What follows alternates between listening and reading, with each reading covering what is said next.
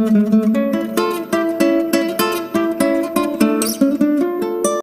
नगर नाम के एक शहर में हरप्रीत नाम का एक आदमी रहता था। हरप्रीत एक कपड़ा व्यापारी था जिसकी शहर की सबसे जानी मानी बाजार गुमटी बाजार में दुकान थी। हरप्रीत के परिवार में उसके पिता सरबजीत, माँ अर्चना, बीवी अंतरा और एक बेटा नवजोत था। भगवान ने हरप्रीत को सारी खुशियां दी थी जो एक साधारण आदमी चाहता है, एक अच्छी बीवी, एक अच्छा कमाई का जरिया और अपनी गाड़ी। लेकिन इन सब के बीच हरप्रीत के पास बस एक चीज की कमी थी और वो था एक अच्छा घर। हरप्रीत ने अपने घर के लिए बहुत पैसा जोड़ कर रखा था, लेकिन इसके बावजूद वो रिहायशी इलाके में घर नहीं ले पा रहा था, जिसका कारण उसकी बीवी के नखरे थे। देखो जी, मेरी एक गल सुन लो। मैं नहीं रहना किसी रिहायशी इलाके में। मैनू तुसी ऐसी जगह घर दिला दो जिसके आसपास खूब मार्केट हो, ताकि मैं रोज आराम से शॉपिंग करने जा सकूं। तुसी सुन रहे हो कि नहीं? अरे हाँ मेरी चंगेज खान, तुहाडी सब गल्ला मैं समझ गया। अरे ओ अंतु, एक बारी मेरी गल भी सुन ले। बोलिए जी, क्या बोलना है? मैं क्या कह रहा सी कि अभी के लिए किसी रिहायशी इलाके में घर ले लेते हैं, है जी। बाद में आपके मार्केट के पास का घर मैनू जब मिलेगा तो उसे भी खरीद लिया जाएगा। बहुत सुन ली आपकी गल, अब तुसी मेरी सुनो। मैनू नहीं रहना उन बड़े घर की औरतों के बीच।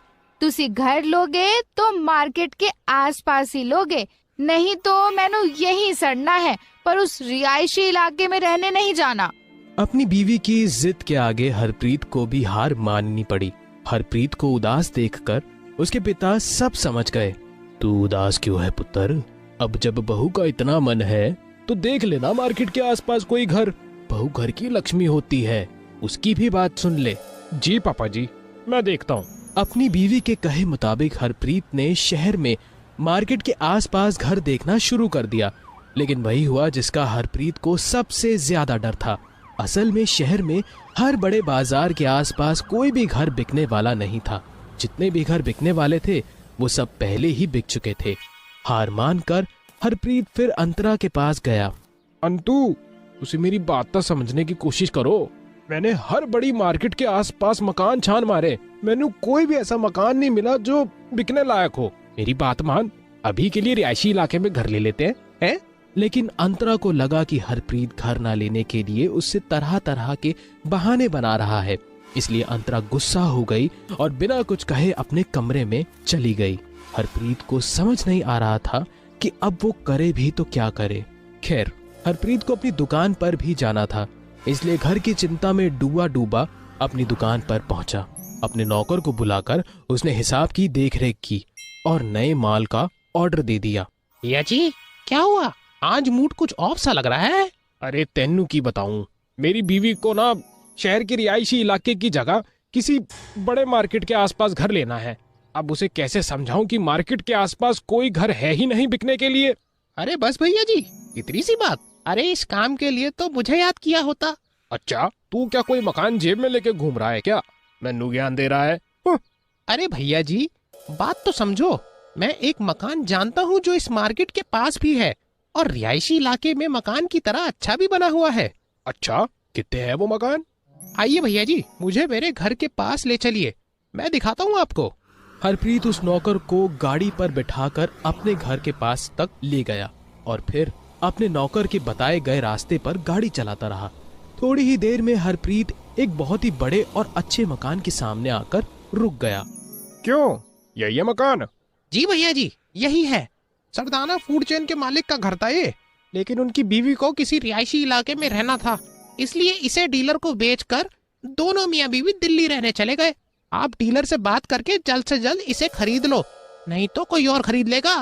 हरप्रीत ने बिना देर किए इस मकान की डीलर से उसी दिन बात कर ली और 45 लाख में सौदा पक्का कर लिया। घर आकर हरप्रीत ने जब इस बारे में अपनी बीवी अंतरा और अपने परिवार के बाकी लोगों को बताया तो वो फूले ना समाये और अंतरा तो खुशी के मारे पागल सी हो गई कि हरप्रीत ने उसकी पसंद का घर लिया है। अगले दिन डीलर से चाबी लेकर हरप्रीत उस घर को अंदर से देखने गया। 3 मंजिला उस मकान की एक एक मंजिल को देखते हुए जब हरप्रीत उसकी छत पर पहुंचा तो देखा कि वहां पर एक बरसाती बनी हुई है और उसका दरवाजा अंदर से बंद है। शक होने पर हरप्रीत ने जाकर उस दरवाजे को खटखटाया तो अंदर से एक औरत बाहर निकली। अरे तुसी कौन हो? ये मकान तो इतने टाइम से खाली पड़ा हुआ है, तुसी यहाँ क्या कर रहे हो? चोर हो? पुलिस को बुलाऊं मैं? नहीं नहीं मालिक, कैसी बात करते हो? मैं सरदाना साहब की नौकरानी हूँ। उनके जाने के बाद कहीं रहने का ठिकाना नहीं था, इसीलिए इसी बरसात में इतने दिनों से गुमनामी में रह रही हूँ। आप कहिए तो मैं मुफ्त में आपके लिए काम कर दूंगी, लेकिन मुझे यहाँ बरसाती से मत निकालिए। ठीक है, लेकिन अच्छे से काम करना, नहीं तो तुरंत यहाँ से निकाल दूंगा।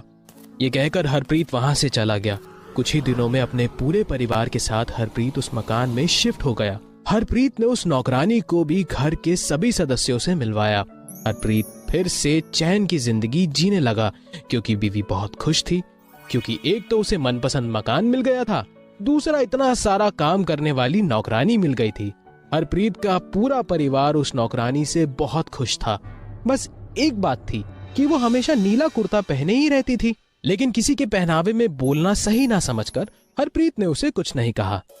एक बार हरप्रीत दुकान में अपने नौकर के साथ बैठा हुआ हिसाब किताब कर रहा था। यार तेनू मैंने पहले ये नहीं बताया था कि उस मकान में पहले सरदाना की कोई नौकरानी रहती थी। कौन सी नौकरानी भैया जी? अरे छोड़ो, तेनू कुछ पता ही कहाँ है। वो चुपके से ऊपर की बरसाती में जो रहती है, लेकिन जो कहो भाई है बड़ी मेहनती औरत। यानी आसपास वाले पड़ोसियों की अफवाहें सच थी? भैया जी, क्या वो नौकरानी नीला कुर्ता हमेशा पहने रहती है? हाँ, क्यों? तुझे कैसे पता? अरे मालिक, वो नौकरानी नहीं, चुड़ैल है। मुझे नहीं पता था कि लोगों की अफवाहें सच है। चुड़ैल? क्या बकवास कर रहा है तू? भैया जी, कहते हैं कि सरदाना की एक नौकरानी, जिसका उसने बरसाती में रेप करके उसे उस मकान में ही दफना दिया था, लेकिन मरने के बाद वो चुड़ैल बनकर आई और उसने सरदाना के बेटे को मार दिया, जिसके डर से ही सरदाना यहाँ से भाग गया। मुझे नहीं पता था कि लोगों की कहानियां सच है, इसलिए मैंने आपको इस बारे में नहीं बताया। नालायक, तू मुझे अब बता रहे है? उसे संभल कर रहना भैया जी, कहते हैं उसका शिकार बच्चे होते हैं। इस रात हरप्रीत घर तो गया, लेकिन उसे नींद नहीं आई। आधी रात होने पर जब हरप्रीत फिर से सोने की कोशिश करने लगा कि तभी उसे अपने बेटे नवजोत के चिल्लाने की आवाज आई। भागता भागता जब वो उसके कमरे में पहुंचा तो पाया कि वो नौकरानी अपने चुड़ैल के रूप में उसके बेटे का गला दबा रही थी। आनन फानन में हरप्रीत ने अपने फर्श में लगी बाहर गुरुजी की फोटो निकाली और उस चुड़ैल के सर पर चिपका दी। अचानक उस फोटो से एक चमक उठी, उससे वो नौकरानी जलकर खाक हो गई। हरप्रीत ने बेटे को अपने गले से लगा लिया। उस दिन के बाद हरप्रीत ने उस घर की शुद्धि और उस नौकरानी की मुक्ति के लिए पूजा करवाई और खुशी खुशी फिर से अपने परिवार के साथ रहने लगा।